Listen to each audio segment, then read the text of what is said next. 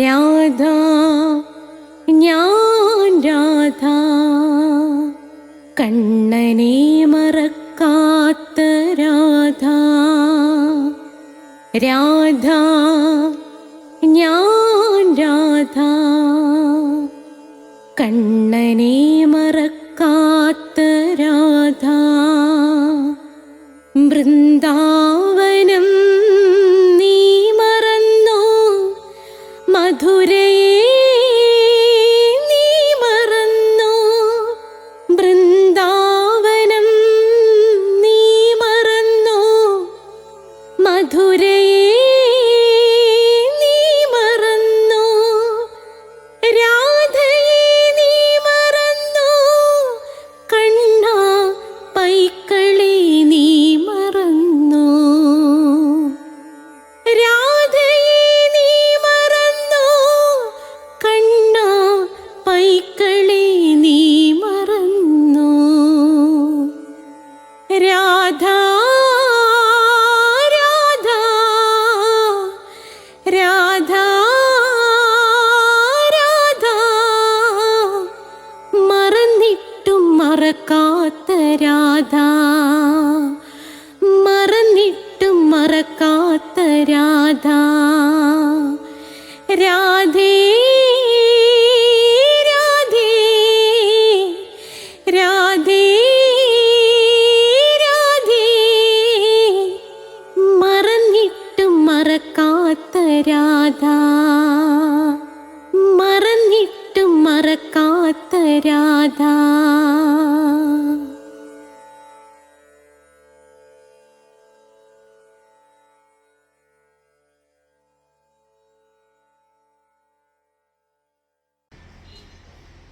രാധേ രാധേ ഓ രാധേ രാധേ രാധേ രാധേ ഓ രാധേ രാധേ രാധേ രാധേ ഓ രാധേ രാധേ രാധേ രാധേ ഓ രാധേ രാധേ രാധേ രാധേ ഓ രാധേ രാധേ രാധേ രാധേ ഓ രാധേ രാധേ.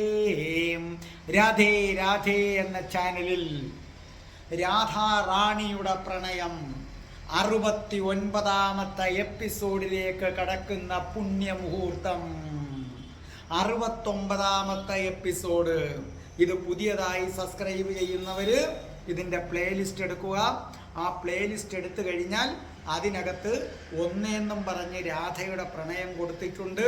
പിന്നെ അഷ്ടപതിയുടെ ക്ലാസ്, ഒരു 7 വയസ്സുള്ള 7ാം ക്ലാസ്സിൽ പഠിക്കണ കുഞ്ഞ് അഷ്ടപതി വീട്ടിൽ ആത്മാർത്ഥമായി പാടി രാധേ രാധേ എന്ന് ഞാൻ കാണിക്കണത് പോലെ നൃത്തം ചെയ്തപ്പോൾ ആ കുഞ്ഞിനുണ്ടായ അനുഭവം നിങ്ങളെല്ലാവരും കേട്ട് കാണും. അപ്പോൾ പുതിയ സബ്സ്ക്രൈബേഴ്സ് അഷ്ടപതി കേൾക്കുക, രാധയുടെ പ്രണയം കേൾക്കുക. പിന്നെ ഞാൻ എങ്ങനെ രാധാഭക്തനായെന്നൊരു വീഡിയോ ഉണ്ട്, ദയവ് ചെയ്ത് നിങ്ങളത് കേട്ടിരിക്കണം. ഞാൻ എങ്ങനെ രാധാഭക്തനായി അത് നിങ്ങൾ കേൾക്കണം. ഇപ്പം ഞാൻ ഹിന്ദുക്കൾ ജന്മദിനത്തിൻ്റെ അന്ന് എന്തൊക്കെ ചെയ്യണമെന്നൊരു വീഡിയോ ഇട്ടിട്ടുണ്ട്. പലപ്പോഴും നമ്മൾ ഹിന്ദുക്കൾ ജന്മദിനം ആഘോഷിക്കുന്നത് തെറ്റായ രീതിയിലാണ്.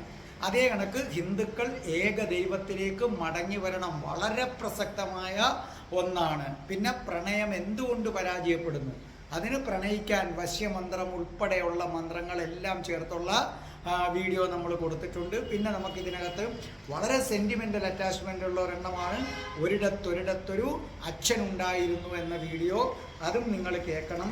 നിങ്ങൾക്ക് ഇങ്ങനെയുള്ള അനുഭവങ്ങൾ എനിക്ക് പറഞ്ഞു തരണം.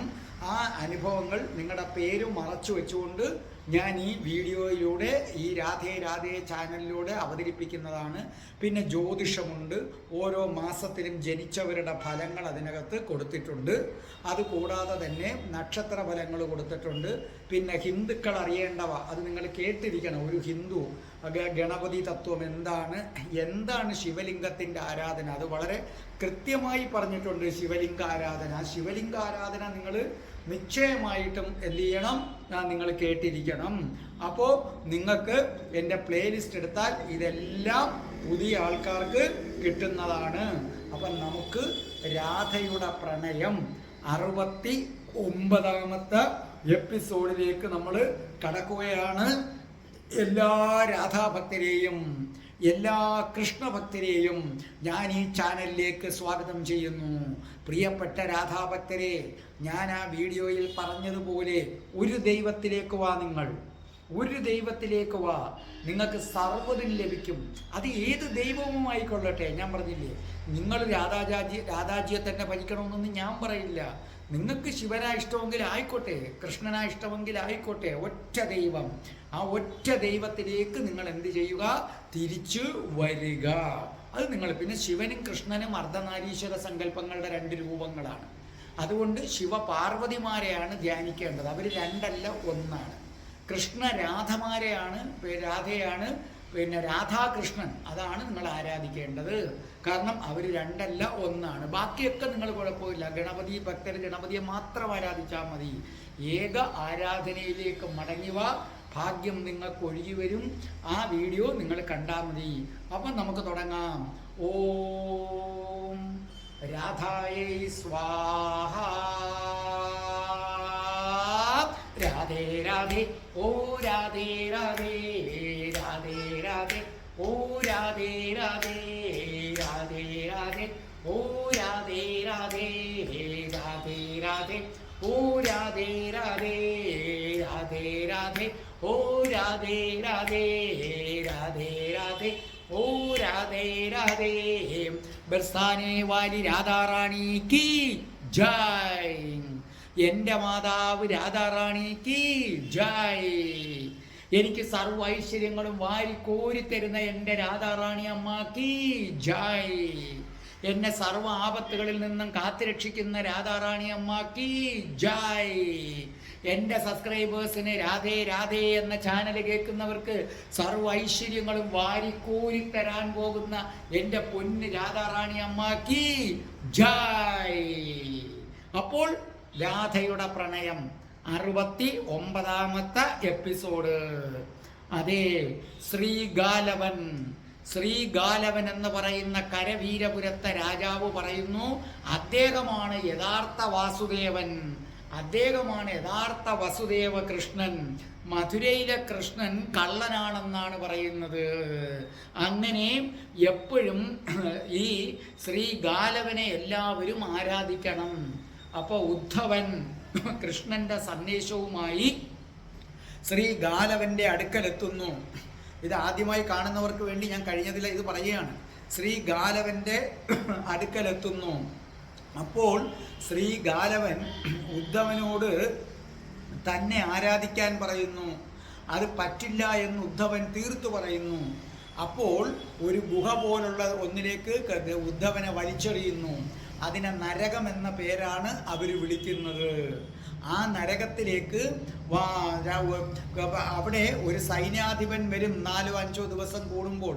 അദ്ദേഹം വന്നിട്ട് ചോദിക്കും, നിങ്ങളിൽ ആർക്കെങ്കിലും ഉദ്ധവനെ ദൈവമായിട്ട് അംഗീകരിക്കാൻ പറ്റുമോ എന്ന് ചോദിക്കും. പറ്റുമെങ്കിൽ അവരെ അതിൽ നിന്ന് മോചിതരാക്കും. അങ്ങനെ എങ്ങനെയെങ്കിലും കൃഷ്ണനെ വിവരമറിയിക്കണമെന്ന് തോന്നി. അവിടെ വെച്ച് സന്ദീപ മുനിയുടെ മകനായ പുനർദത്തനെയും കാണുന്നു. അവർ രണ്ടുപേരും കൂടെ ഒരു പദ്ധതി ഇടുന്നു. അങ്ങനെ ഒരു ദിവസം കയറിൽ തൂങ്ങി ഒരു സൈന്യാധിപനും അദ്ദേഹത്തിൻ്റെ കൂടെ ഒരു രക്ഷകനും ഒരു ഭടനും വന്നു. ആ ഭടനെ നിഷ്പ്രയാസം പുനർദത്തൻ കീഴടക്കി. പക്ഷേ ആ വന്ന സൈന്യാധിപനുമായിട്ട് ഉഗ്രമായ പോരാട്ടം തന്നെ ഉദ്ധവൻ നടത്തി. രണ്ടുപേരും തുല്യ ശക്തികള്. ആര് ജയിക്കും ആര് തോക്കുമെന്ന് പറയാൻ പറ്റാത്ത അവസ്ഥയിലേക്ക് പോയി.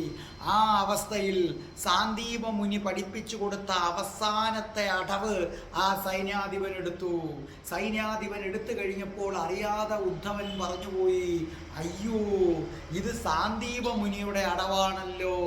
പെട്ടെന്ന് ആ മനുഷ്യൻ സ്തംഭിച്ചു നിന്നുപോയി. അയാൾ ചോദിച്ചു, എന്ത്? അതെ, ഇനി നമ്മുടെ കഥയിലേക്ക് കടക്കുകയാണ്. അപ്പൊ അയാൾ ചോദിച്ചു, എന്ത്? സാന്ദീപ മുനിയെ അറിയുമോ നിങ്ങൾ? അപ്പോൾ ഉദ്ധവൻ പറഞ്ഞു, എനിക്കറിയാം, എനിക്ക് സാന്ദീപ മുനിയെ എനിക്കറിയാം, ഞാൻ സാന്ദീപ മുനിയുടെ ശിഷ്യനാണ്. അതോടുകൂടി ആ സൈന്യാധിപൻ അയാൾ സ്തംഭിച്ചു നിന്നുപോയി. അയാൾ പറഞ്ഞു, നിങ്ങൾ സാന്ദീപ മുനിയുടെ ശിഷ്യനോ? അതെ, നിങ്ങൾക്ക് എന്നെ മനസ്സിലായോ? ആ ശബ്ദം കേട്ടു.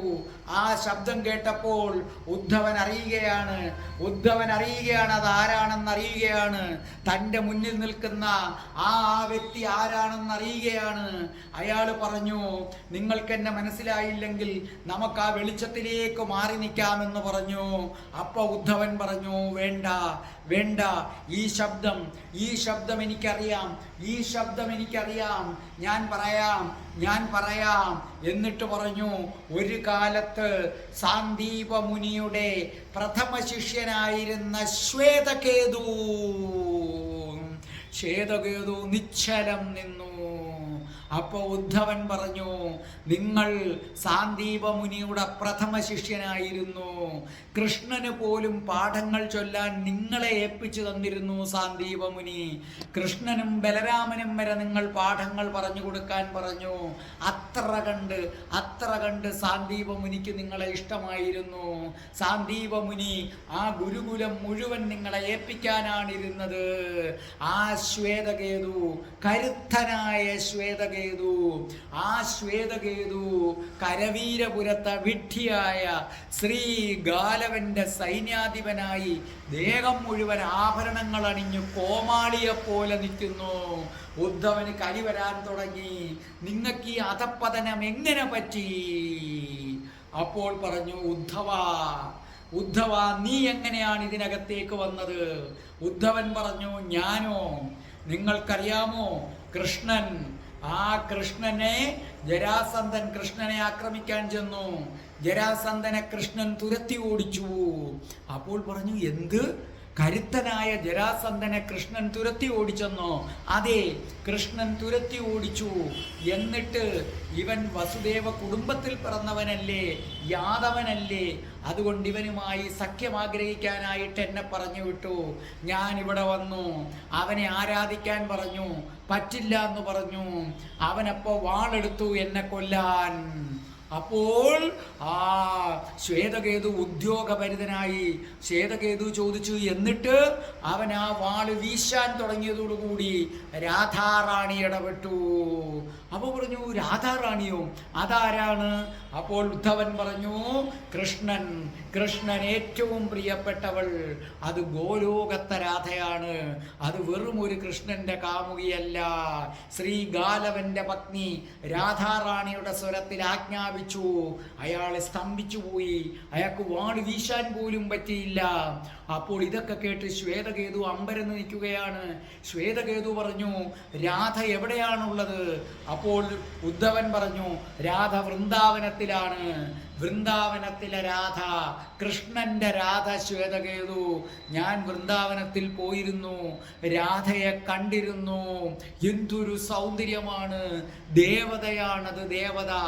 രാധയെ കണ്ടാൽ ആ നിമിഷം ആ കാലിൽ വീണ് വന്ദിക്കാൻ തോന്നും. 2 ദിവസം ആ പുണ്യവതിയോടൊപ്പം, ആ ഗോലോക റാണിയോടൊപ്പം വൃന്ദാവനം മുഴുവൻ നടക്കാനുള്ള ഭാഗ്യം എനിക്കുണ്ടായി ശ്വേതകേതു. എന്ന് മാത്രമല്ല എന്നെ സന്തോഷിപ്പിക്കുന്നത്, രാധാറാണി എൻ്റെ പിന്നാലെ ഉണ്ട്, എൻ്റെ സംരക്ഷണം ഏറ്റെടുത്തുകൊണ്ടുണ്ട്. അപ്പോൾ എനിക്ക് എന്തൊരാശ്വാസമായെന്നറിയാമോ? ഉദ്ധവൻ പറഞ്ഞു, ഇപ്പോൾ ഞാൻ പറയും ശ്വേതകേതു, ആർക്കും എന്നെ ഒന്നും ചെയ്യാൻ പറ്റില്ല. എന്നെ 2 പേരാണ് ഇപ്പോൾ സംരക്ഷിക്കുന്നത്. ഒന്ന് കൃഷ്ണൻ, ഒന്ന് രാധ.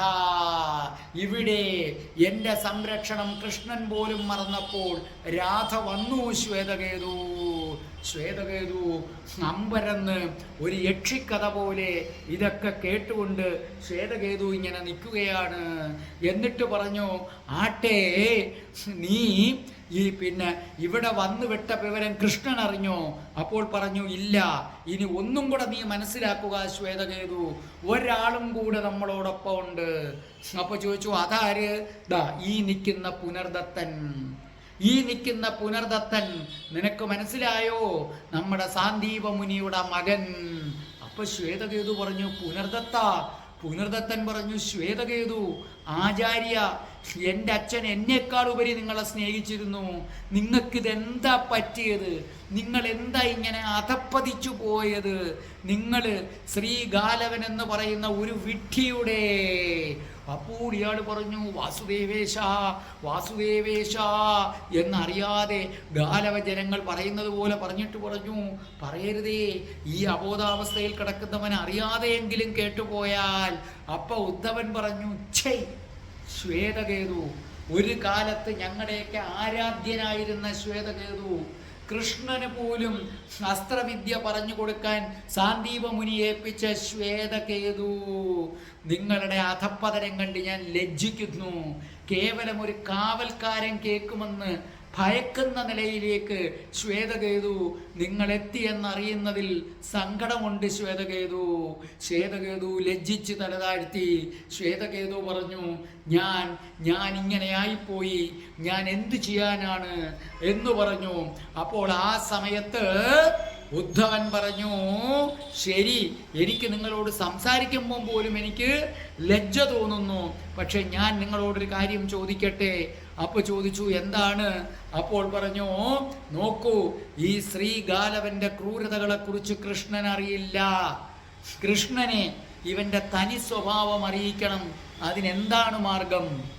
അപ്പോൾ ശ്വേതകേതു പറഞ്ഞു, അതിന് എനിക്ക് എന്തു ചെയ്യാൻ പറ്റും? എനിക്ക് യാതൊന്നും ചെയ്യാൻ പറ്റില്ല, ഞാൻ പോവുകയാണ്, ഇനി ഒരിക്കലും ഞാൻ ഈ ഗുഹയിലേക്ക് വരില്ല. അപ്പോൾ ഉദ്ധവൻ പറഞ്ഞു, നിങ്ങൾ അങ്ങനെ പോയാൽ എങ്ങനെയാണ്? നോക്കൂ, എന്നെ ഇവിടെ നിന്ന് രക്ഷപ്പെടാൻ നിങ്ങൾ സഹായിക്കൂ. അപ്പോൾ ശ്വേതകേതു പറഞ്ഞു, എന്തായി പറയുന്നത്?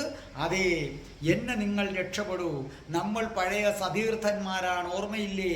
ഞാനും ശ്വേതകേതു, നിങ്ങളും കൃഷ്ണനും ഒരുമിച്ച് എത്ര ദേവാലയങ്ങൾ സന്ദർശിച്ചിരിക്കുന്നു. നമ്മൾ എത്ര തവണ മണൽപ്പരപ്പിൽ കുത്തിമറിഞ്ഞ് കിടന്നിരിക്കുന്നു. ആ നന്ദിയെങ്കിലും നിങ്ങൾ ആലോചിക്ക്. ഒരു കാര്യം, എന്നെ രക്ഷപ്പെടാൻ അനുവദിക്ക്. കാരണം എനിക്ക് രക്ഷപ്പെടാനുള്ള ആഗ്രഹം കൊണ്ടല്ല, ഈ ദുഷ്ടന്റെ ദുഷ്ടത്തരം എന്തെന്ന് എനിക്ക് കൃഷ്ണനെ അറിയിക്കണം. കൃഷ്ണനെ അറിയിക്കുന്നതിന് വേണ്ടിയാണ് ഞാനിത് പറയുന്നത്.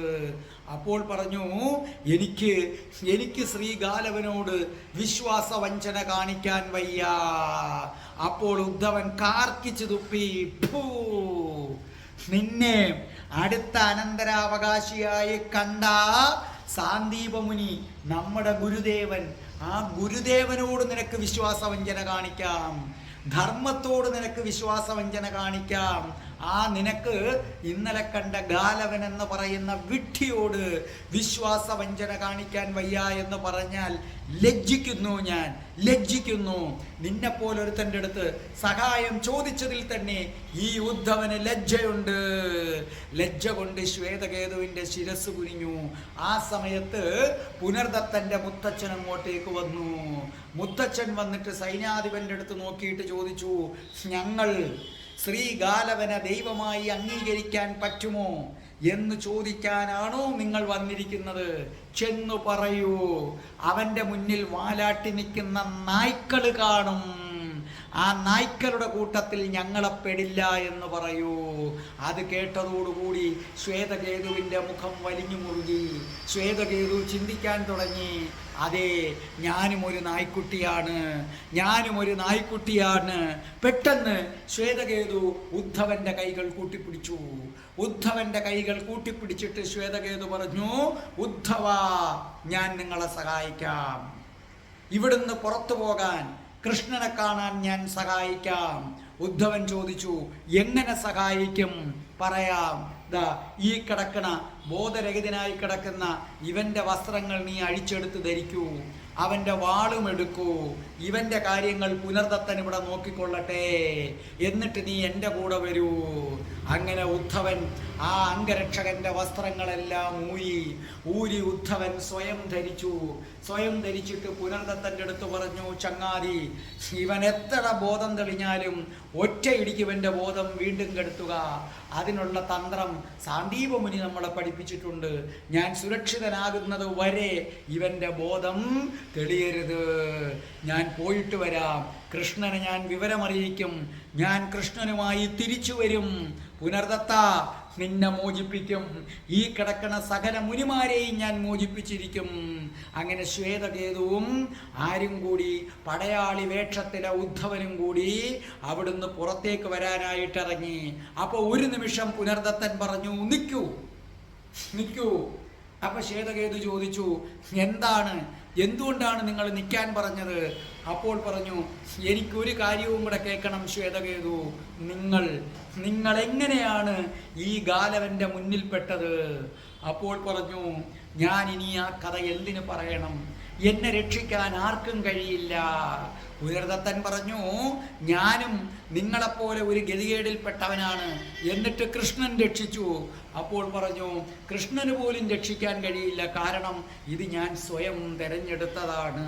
പുനർദത്തൻ പറഞ്ഞു, എങ്കിലും എനിക്ക് കേൾക്കണം, എന്താ നിങ്ങൾക്ക് സംഭവിച്ചത്, ആ കഥ പറയൂ. അപ്പോൾ ഒരു നിമിഷം നമ്മുടെ ശ്വേതകേതു നിശ്ചലനായിട്ട് പറഞ്ഞു, കൃഷ്ണനും ഉദ്ധവനും പുണ്യജന കപ്പലിൽ നമ്മുടെ പുനർദത്തനെ അന്വേഷിച്ചു പോകുന്നതിന് 2 ദിവസം മുമ്പ് ഞാൻ ആ സോമനാഥ ക്ഷേത്രത്തിൽ ദർശനം നടത്തിയിട്ട് അവിടുത്തെ കടലിൻ്റെ കരയിലുള്ള പാറപ്പുറത്തിങ്ങനെ ഇരിക്കുകയായിരുന്നു. ആ കാറ്റുമേറ്റിരുന്നപ്പോൾ ഞാനൊരത്ഭുത ദൃശ്യം കണ്ടു. കടലിൽ മുങ്ങി നിവരുന്ന അതിസുന്ദരിയായ ഒരു യുവതി. ആ കടലിൽ മുങ്ങി നിവർന്ന് അവൾ കരയിലേക്ക് നടന്നെടുക്കുകയാണ്. നനഞ്ഞൊട്ടിയ വസ്ത്രത്തിനകത്തുകൂടി അവളുടെ ശരീരത്തിൻ്റെ അംഗവടിവുകൾ, ആരെയും മോഹിപ്പിക്കുന്ന അംഗവടിവുകൾ. ഞാൻ ഒരു നിമിഷം ആ അംഗവടിവിൽ ഞാൻ ഭ്രമിച്ചുപോയി.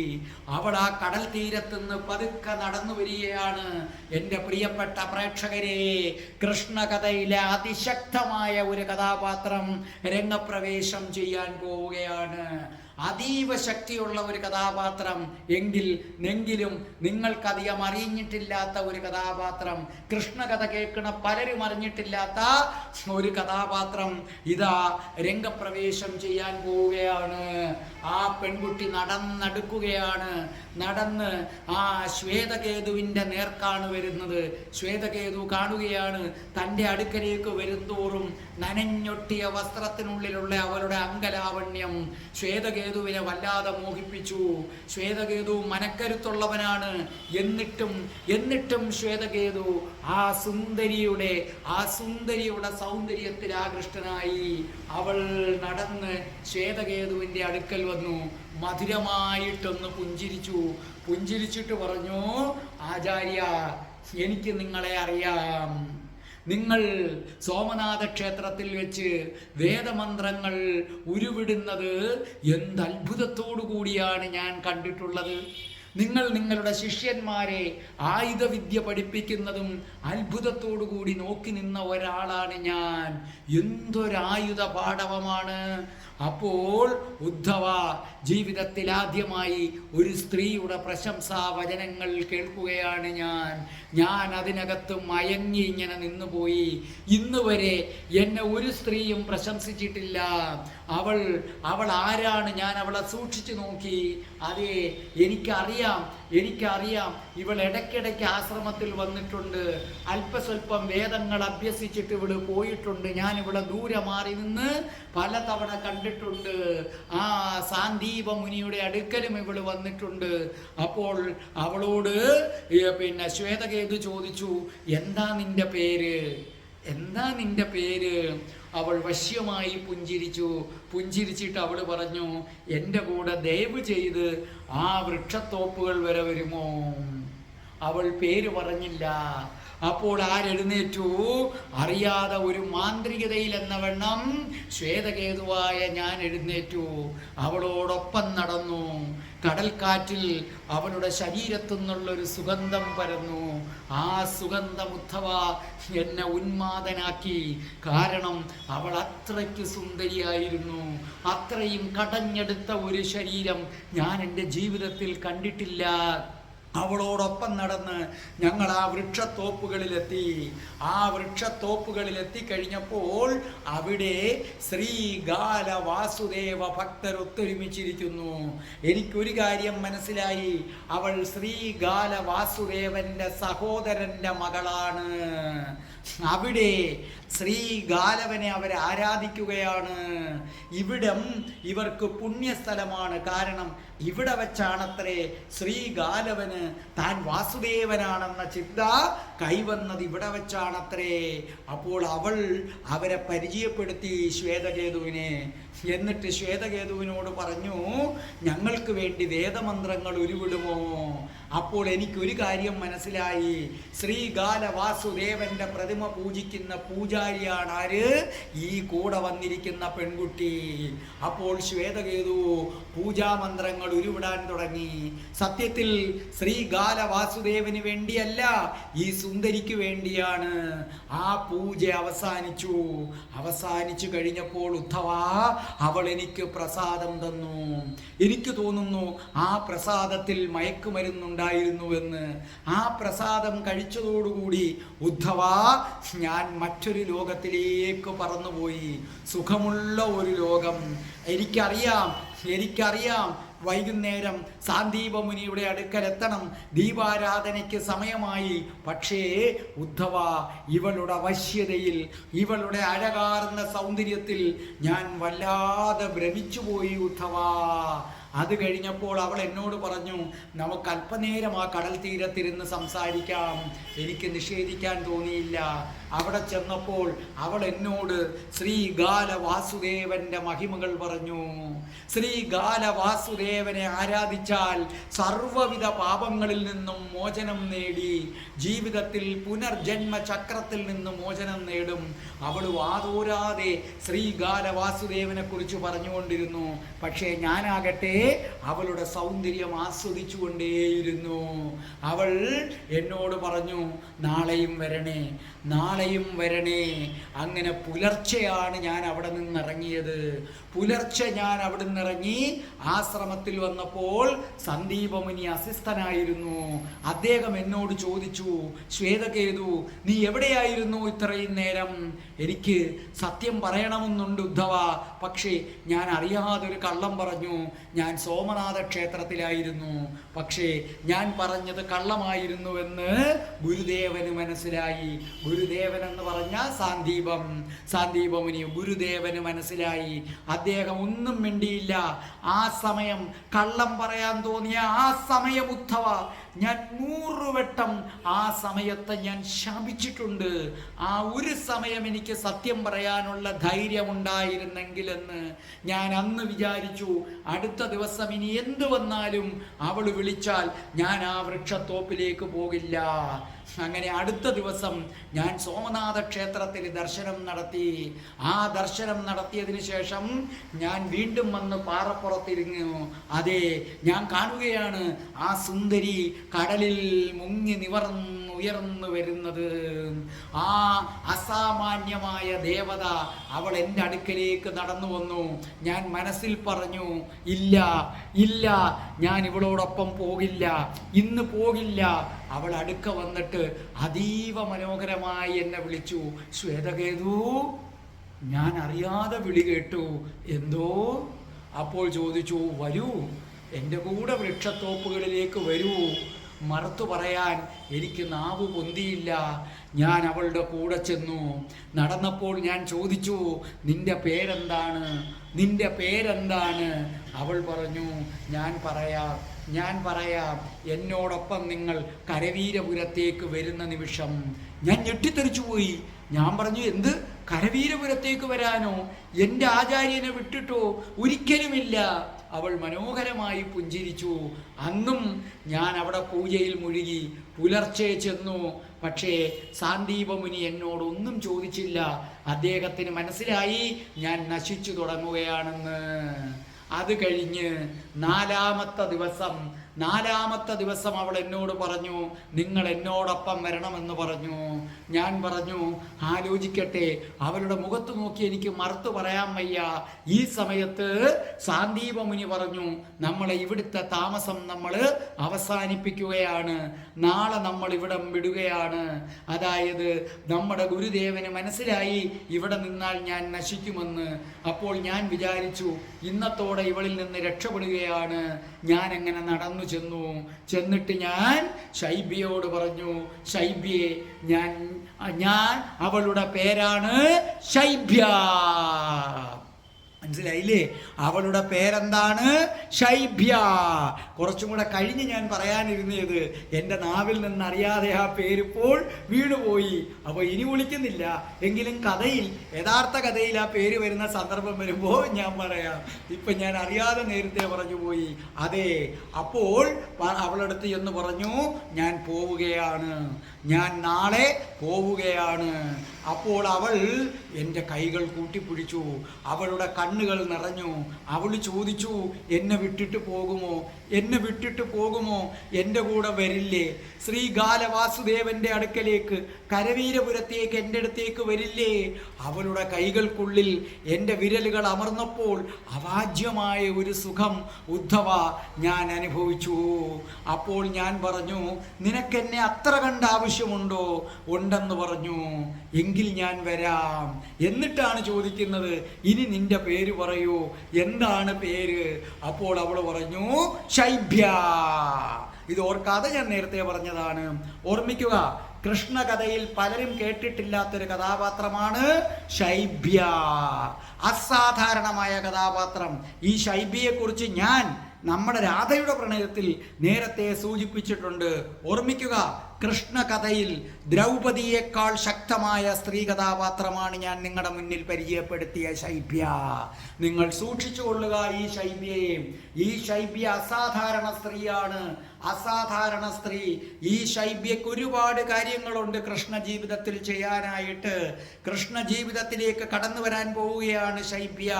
ദ്രൗപദിയേക്കാൾ ശക്തമായ കഥാപാത്രമാണ് ശൈബ്യ. അങ്ങനെ അവളുടെ ആകർഷണത്തിൽ ഞാൻ കപ്പലിലേക്ക് കയറി.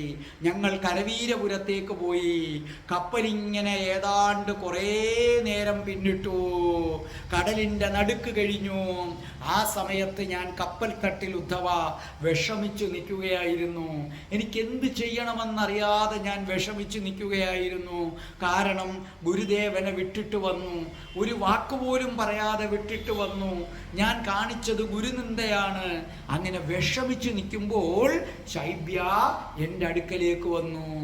അവൾ വന്നിട്ട് എന്നോട് ചോദിച്ചു, എന്തേ ഇങ്ങനെ വിഷമിച്ച് നിൽക്കുന്നത്? ഗുരുദേവനെ എനിക്ക് വേണ്ടി വിട്ടിട്ട് വന്നതാണോ? അപ്പോൾ ഞാൻ അവളുടെ കൈകൾ എൻ്റെ ഉള്ളം കൈയിലേക്ക് എടുത്തിട്ട് പറഞ്ഞു, ശൈബ്യ, നിനക്ക് വേണ്ടി ഞാൻ ആരെയും ഉപേക്ഷിക്കും, ഞാൻ ആരെയും ഉപേക്ഷിക്കും. അവൾ മധുരമായി പുഞ്ചിരിച്ചു. എന്നെ അത്രയ്ക്കിഷ്ടമാണോ? അതേ ശൈബ്യ, അത്രയ്ക്കിഷ്ടമാണ്. ഒരു നിമിഷം എനിക്കെന്ത് പറ്റിയെന്നറിയില്ല, ഞാൻ അവളെ വാരിപ്പുണർന്നതും അവൾ പെട്ടെന്നൊരു പെൺപുലിയെ പോലെ ചീറ്റി. അവൾ എന്നെ തള്ളി മാറ്റിയിട്ട് പറഞ്ഞു, തൊട്ടുപോകരുത് എൻ്റെ ശരീരത്ത്. എൻ്റെ ദേഹം ശ്രീകാല വാസുദേവ പ്രഭുവിനുള്ളതാണ്. നോക്കൂ, ശ്രീകാല വാസുദേവ പ്രഭു പറയണം, നിങ്ങൾ എൻ്റെ ദേഹത്ത് തൊടാൻ അർഹരാണെന്ന്. ആ നിമിഷം വരെ എൻ്റെ ദേഹത്ത് തൊട്ടുപോകരുത് നിങ്ങൾ. ഞാൻ ഞെട്ടിത്തെറിച്ചു പോയി. അപ്പോൾ എന്നോടുള്ള സ്നേഹം അത് എന്നെ ശ്രീ ഗാലവൻ്റെ അടുക്കലേക്ക് കൂട്ടിക്കൊണ്ടു പോകാനുള്ളതായിരുന്നു. ഗാലവൻ്റെ സമ്മതം കിട്ടിയാൽ മാത്രമേ അവളുടെ ദേഹത്ത് തൊടാൻ എന്നെ അനുവദിക്കൂ. പക്ഷേ എങ്കിലും അവളുടെ മാസ്മരികമായ സൗന്ദര്യത്തിൽ ഉദ്ധവ ഞാൻ വീണുപോയി. ഞാൻ അവളോട് പറഞ്ഞു, എന്നോട് ക്ഷമിക്കണമെന്ന് പറഞ്ഞു.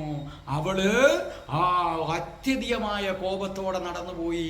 അപ്പോൾ ഞാൻ മനസ്സിലാക്കി, ശൈബ്യ ഞാൻ കാണുന്നതിനും അപ്പുറമാണ് ശൈബ്യ എന്നെനിക്ക് മനസ്സിലായി. എന്നിട്ട് എന്ത് സംഭവിച്ചു? ഞങ്ങൾ കരവീരപുരത്തെത്തി. രാജകീയമായ സ്വീകരണമാണ് ശ്രീകാല വാസുദേവൻ എനിക്ക് നൽകിയത്. അദ്ദേഹം അവരുടെ പടയാളികളെ ആയുധവിദ്യ പഠിപ്പിക്കാൻ എന്നെ ഏൽപ്പിച്ചു. അവർക്ക് നേരെ ചൊവ്വേ ഒരു രഥത്തിൽ നിന്ന് അമ്പെയ്യാൻ പോലും അറിയില്ലായിരുന്നു. ഞാൻ അവരെ ഓരോന്നായി പഠിപ്പിക്കാൻ തുടങ്ങി. പതുക്കെ ഞാൻ ഗാലവന്റെ വിശ്വസ്തനായി മാറി. പിന്നീട് ശ്രീ ഗാലവൻ എന്നെ, ഈ കൊട്ടാരത്തിലെ രത്നം കണ്ടോ, ഇതൊരു പ്രത്യേക സ്ഥലത്തു നിന്നാണ് കൊണ്ടുവരുന്നത്. അവിടുന്ന് രത്നങ്ങൾ കൊണ്ടുവരാനായി ശ്രീ ഗാലവൻ എന്നെ നിയോഗിച്ചു. പിന്നെ എൻ്റെ നിയോഗം മുഴുവനും ആ രത്നങ്ങൾ ഇവിടെ രഹസ്യ അറയിലൂടെ എത്തിക്കുകയായിരുന്നു. അപ്പോൾ ഉദ്ധവൻ ചോദിച്ചു, അപ്പോൾ ശൈബ്യയോ അവൾ എൻ്റെ കൈ കയ്യിൽ നിന്ന് എപ്പോഴും വഴുതി മാറി നിന്നു. അവക്ക് എൻ്റെ യോദ്ധാവ് ഇഷ്ടമാണ്, ഞാൻ ആയുധവിദ്യയിൽ നിപുണനാണെന്നതിൽ അവൾക്ക് അഭിമാനമുണ്ട്, എൻ്റെ മന്ത്രോച്ചാരണം ഇഷ്ടമാണ്. പക്ഷെ അവൾക്ക് മനസ്സിലായി ഞാൻ ശ്രീഗാലവൻ്റെ ഭക്തനല്ലെന്ന്. അവളെപ്പോലെ ശ്രീഗാലവന് ഞാനേ അഡിക്റ്റ് ആവണം, നമ്മുടെ ഭാഷയിൽ പറഞ്ഞാൽ. അങ്ങനെ കഠിന ഭക്തി വരുമ്പോൾ മാത്രമേ അവൾക്ക് എന്നോട് ഇഷ്ടം വരൂ എന്ന് എനിക്ക് മനസ്സിലായി. എങ്കിലും അവളുടെ മാസ്മരിക സൗന്ദര്യത്തെ വിട്ട് എനിക്ക് വരാൻ പറ്റിയില്ല. ഇങ്ങനെ ഞാൻ നശിച്ചുപോയി സുഹൃത്തേ. പുനർദത്തൻ പറഞ്ഞു, കഷ്ടം, നിങ്ങൾ നോക്കൂ, ഇതുപോലെ നാഗകന്യകമാരുടെ കാമത്തിൻ്റെ പിടിയിൽ ഞാനും പെട്ടുപോയിരുന്നു. പക്ഷേ അവിടെ നിന്നെല്ലാം ഞാൻ രക്ഷപ്പെട്ടു. അതുപോലെ നിങ്ങളും രക്ഷപ്പെടും, ഒന്നും നിങ്ങൾ പേടിക്കണ്ട. അപ്പോൾ ഒരു നിമിഷം ഉദ്ധവൻ ശ്വേതകേതുവിനെ വിളിച്ചു നിർത്തിയിട്ട് പറഞ്ഞു, ഒരു നിമിഷ നേരത്തേക്ക് നിങ്ങൾ ശ്രീഗാലവാസുദേവനെ മറക്കൂ. എന്നിട്ട് ഞാൻ പറയുന്നത് പോലെ പറയൂ. നിശ്ചയമാണ് ഈ നരകത്തിൽ നിന്ന് നിങ്ങൾ രക്ഷപ്പെടും, നിങ്ങൾക്ക് അതിനുള്ള ആത്മബലം ലഭിക്കും. അപ്പോൾ പറഞ്ഞു, ഇല്ല, ഞാൻ ശൈബയിൽ കുരുങ്ങിപ്പോയി, അതുകൊണ്ട് എനിക്കിനി ഒരിക്കലും ശ്രീഗാലവനെ ധിക്കരിക്കാൻ എനിക്ക് കഴിയില്ല. അപ്പോൾ ഉദ്ധവൻ പറഞ്ഞു, അതിരിക്കട്ടെ, ഞാൻ പറയുന്നത് പോലെ നിങ്ങൾ ചെയ്യൂ. ബലമായി ഉദ്ധവൻ പിടിച്ചു നിർത്തി. ഒരാജ്ഞാസ്വരത്തിൽ പറഞ്ഞു, പറയൂ, ഞാൻ പറയുന്നത് പോലെ പറയൂ. ഓം രാധായേ സ്വാഹ. ഒരു നിമിഷം ശ്വേതകേതു ഒന്നും മാടിച്ചു നിന്നു. അപ്പോൾ ആജ്ഞാസ്വരത്തിൽ ഉദ്ധവൻ പറഞ്ഞു, ശ്വേതകേതു, ഞാൻ ഉദ്ധവൻ ആജ്ഞാപിക്കുന്നു, എനിക്കെൻ്റെ പഴയ സതീർത്ഥനെ തിരിച്ചു കിട്ടണം. നിന്നെ രക്ഷിക്കാൻ ഏറ്റവും നല്ല ആള്, കൃഷ്ണനേക്കാൾ നല്ല ആള് രാധയാണ്. പറയൂ ശ്വേതകേതു. ഓം രാധായേ സ്വാഹ.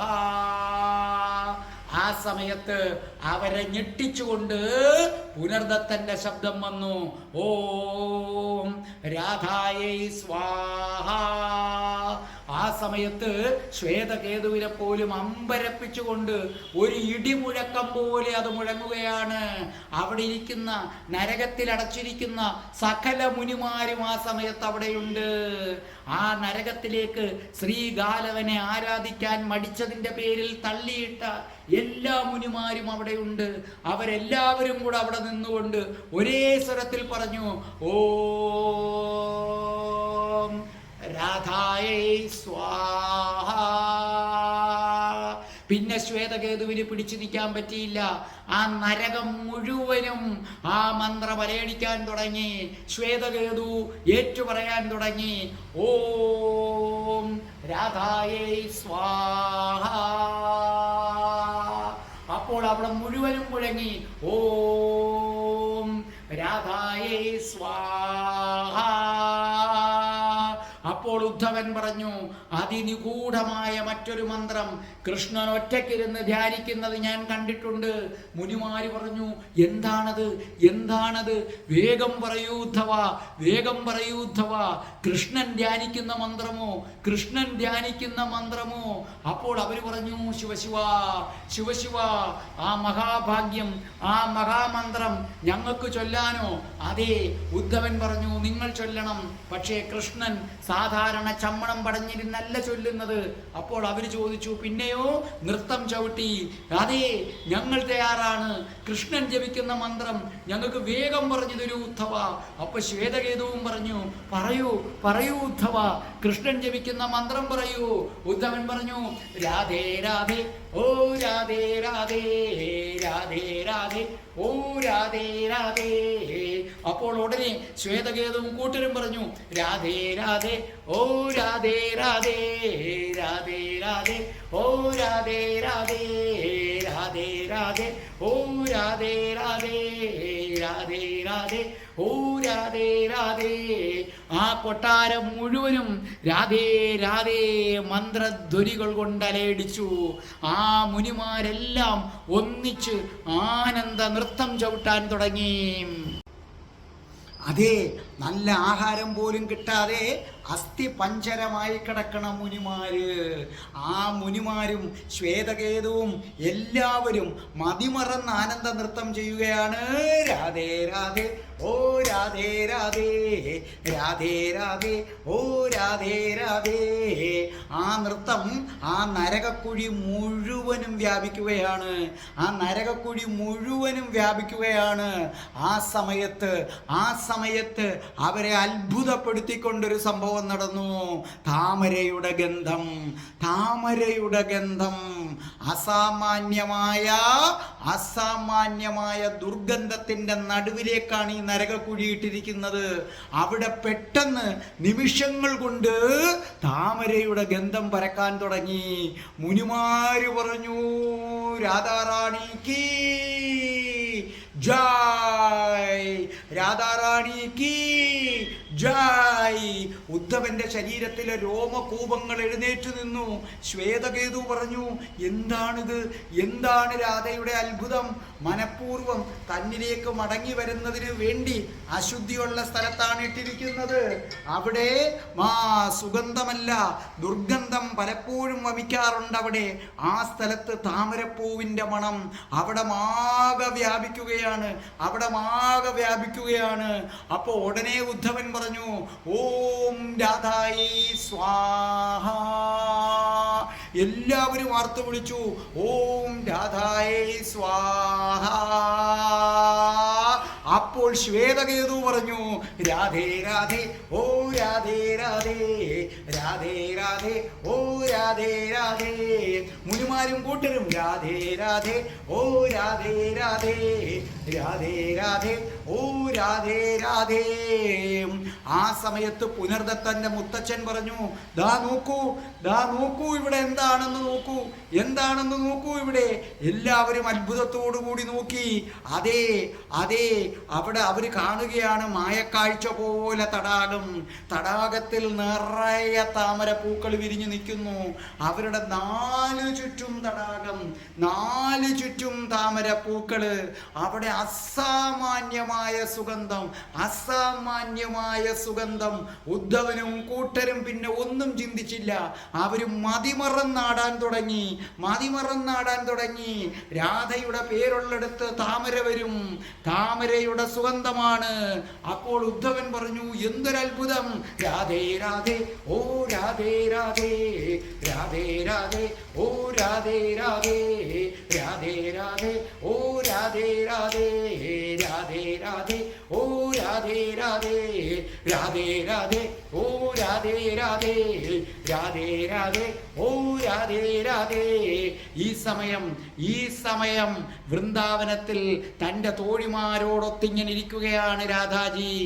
ആ തോഴിമാരോടൊത്ത് രാധാജി അങ്ങനെ ഇരുന്നപ്പോൾ രാധാജി കേൾക്കുകയാണ്, രാധേ രാധേ ഓ രാധേ രാധേ, രാധേ രാധേ ഓ രാധേ രാധേ. അപ്പൊ രാധാജി വിചാരിക്കുകയാണ്, എന്ത് കൃഷ്ണന് മാത്രം അറിയാവുന്ന ഈ മന്ത്രം പക്ഷെ പല ശബ്ദങ്ങളിൽ നിന്നും മുഴങ്ങുന്നു. കണ്ടില്ലേ? നിങ്ങൾക്ക് മനസ്സിലായില്ലേ എന്താണെന്നുള്ളത്? രാധാജി അറിയുക പോലും വേണ്ട. നിങ്ങൾ രാധ എന്ന ശബ്ദം മുഴക്കുമ്പോൾ അവിടെ താമരപ്പൂവിൻ്റെ സുഗന്ധം. എന്തിനു പറയുന്നു? അഷ്ടപതി ഒരു കുഞ്ഞു ചൊല്ലിയപ്പോൾ നിങ്ങളത് കേട്ടതല്ലേ? എൻ്റെ രോമങ്ങളൊക്കെ എഴുന്നു നിൽക്കുകയാണ്. ഇത് കേൾക്കണവർക്കത് അനുഭവപ്പെടുന്നുണ്ടോ? എനിക്കറിയില്ല. ഉണ്ടെങ്കിൽ ഭാഗ്യം. അപ്പോൾ രാധാജി തോഴിമാരെ വിട്ടു. തോഴിമാരെ എല്ലാം വിട്ടിട്ട് രാധാജി അല്പം അകലേക്ക് മാറി ഇങ്ങനെ ധ്യാനത്തിലിരുന്നു. അങ്ങനെ ധ്യാനത്തിലിരുന്നപ്പോൾ രാധാജി കാണുകയാണ്, അത്ഭുതപ്പെട്ടു പോയി. അസ്ഥിമാത്രപ്രാണരായ മുനിമാര്, അവരുടെ കൂടെ ഉദ്ധവൻ, മറ്റൊരു യോദ്ധാവ്. ആ അസ്ഥിമാത്രമായ ആ മുനിമാര് തൻ്റെ പേര് പറഞ്ഞ് നൃത്തം ചവിട്ടുന്നു. ചിലർക്ക് എഴുന്നേറ്റ് നിൽക്കാൻ പോലും വയ്യ, എന്നിട്ടും അവർ നൃത്തം ചവിട്ടുന്നു. രാധേ രാധേ ഓ രാധേ രാധേ, രാധേ രാധേ ഓ രാധേ രാധേ, രാധേ രാധേ ഓ രാധേ രാധേ, രാധേ രാധേ ഓ രാധേ രാധേ. രാധാജിക്ക് വല്ലാത്ത സങ്കടം വന്നു. തൻ്റെ നാമം ഉച്ചരിക്കുന്ന ഇവർ മോചിതരായേ പറ്റൂ, തൻ്റെ നാമം ഉച്ചരിക്കുന്ന ഇവർ മോചിതരായേ പറ്റൂ. രാധാജി യമുനയിലേക്ക് നടന്നു. തോഴിമാർ അത്ഭുതപ്പെട്ടു നോക്കി. രാധാജി ഒന്നും മിണ്ടിയില്ല. രാധാജി നേരെ യമുനയിലേക്ക് നടന്നു. കഴുത്തറ്റം വെള്ളത്തിൽ നിന്നിട്ട് രാധാജി പറഞ്ഞു, കൃഷ്ണ കൃഷ്ണ കൃഷ്ണ. കൃഷ്ണൻ ആ സമയത്ത് ഗരുഡനുമൊത്ത് കടൽ തീരത്തെ പാറക്കെട്ടിന്റെ മുകളിലിരുന്ന് കാര്യങ്ങൾ ചർച്ച ചെയ്യുകയായിരുന്നു, ആയുധങ്ങളെക്കുറിച്ച് ചർച്ച ചെയ്യുകയായിരുന്നു. പെട്ടെന്ന് കൃഷ്ണൻ ചാടി എഴുന്നേറ്റു. രാധാജി യമുനാ നദിയിൽ നിന്നുകൊണ്ട് വീണ്ടും പറഞ്ഞു, കൃഷ്ണ കൃഷ്ണ കൃഷ്ണ.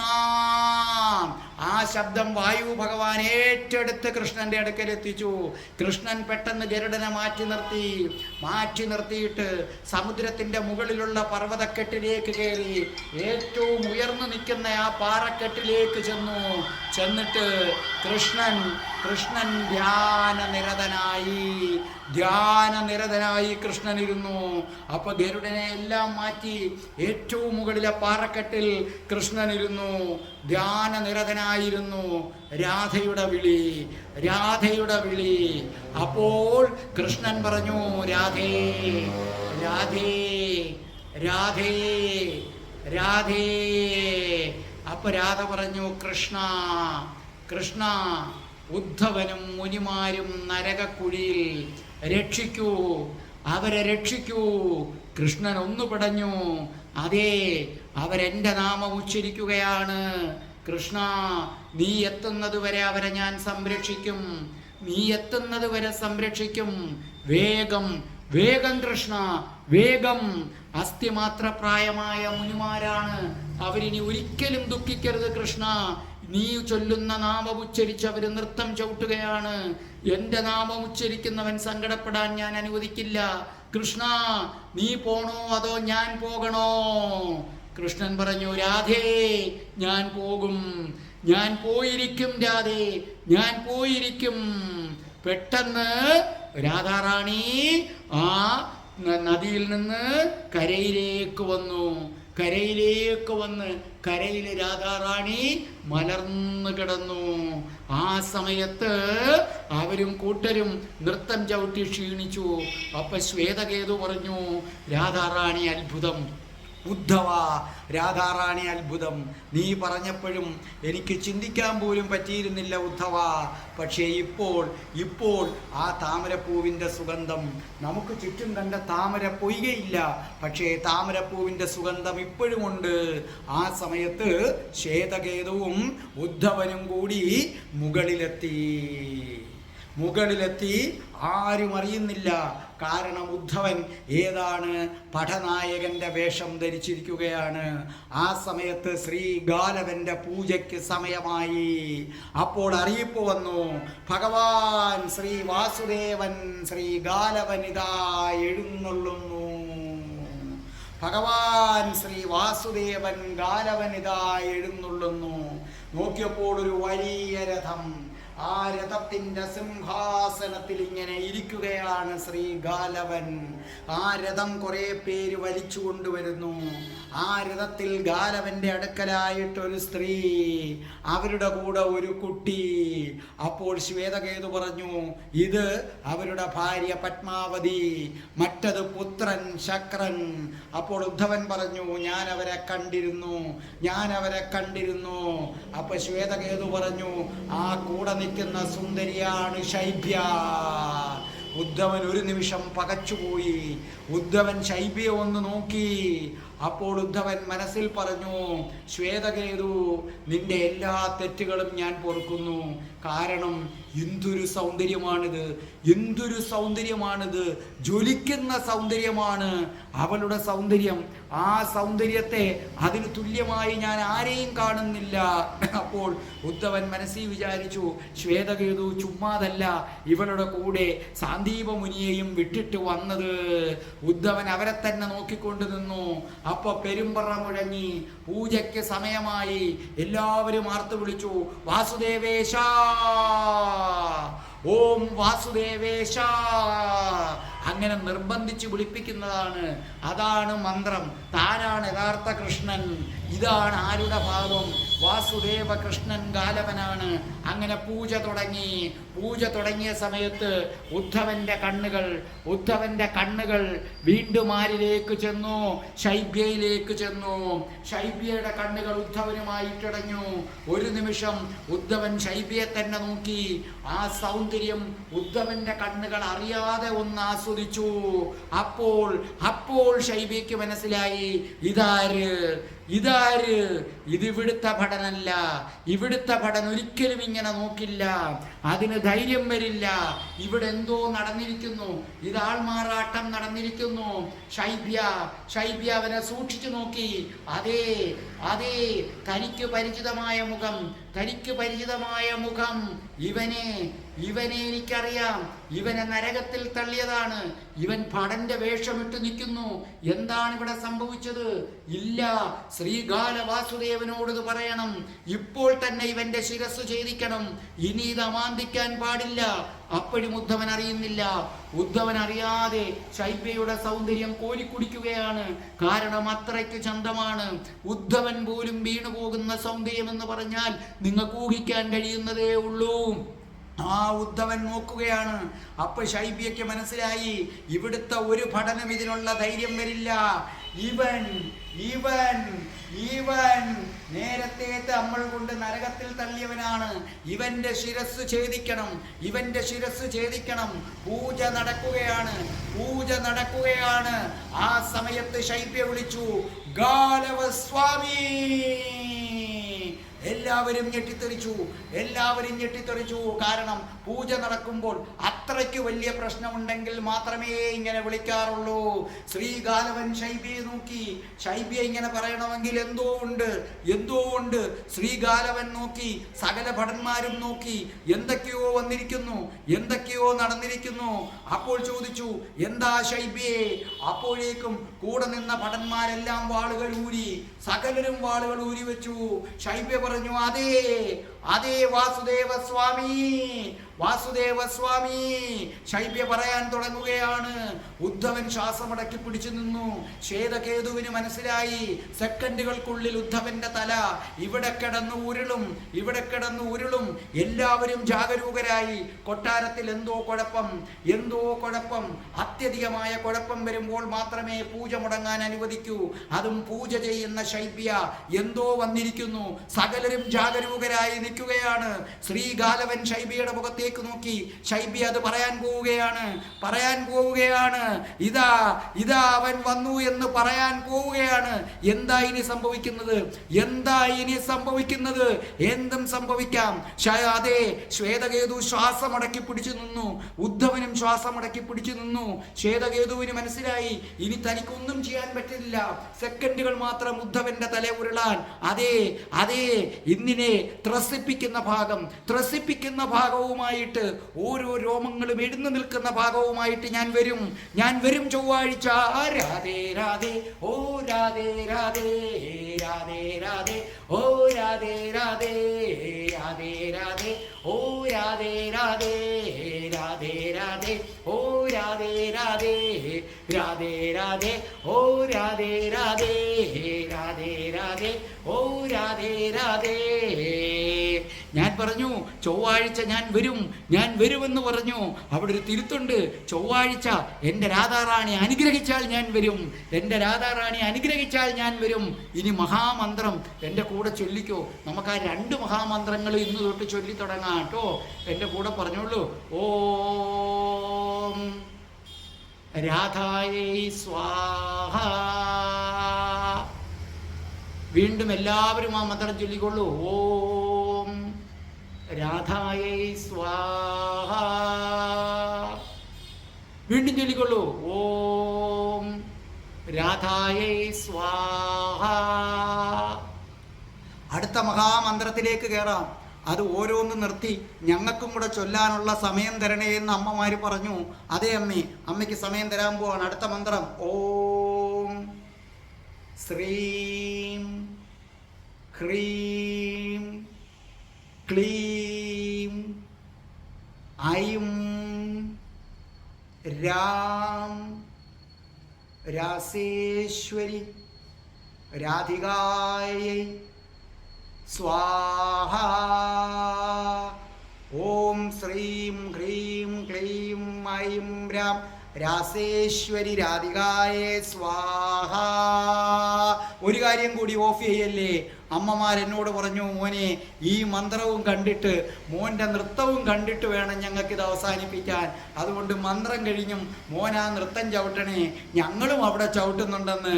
ആയിക്കോട്ടെ അമ്മേ, നമുക്കെല്ലാം ഒന്നിച്ചു ചാകാം. രാധേ രാധേ ഓ രാധേ രാധേ രാധേ രാധേ ഓ രാധേ രാധേ രാധേ രാധേ ഓ രാധേ രാധേ രാധേ രാധേ ഓ രാധേ രാധേ രാധേ രാധേ ഓ രാധേ രാധേ രാധേ രാധേ ഓ രാധേ രാധേ.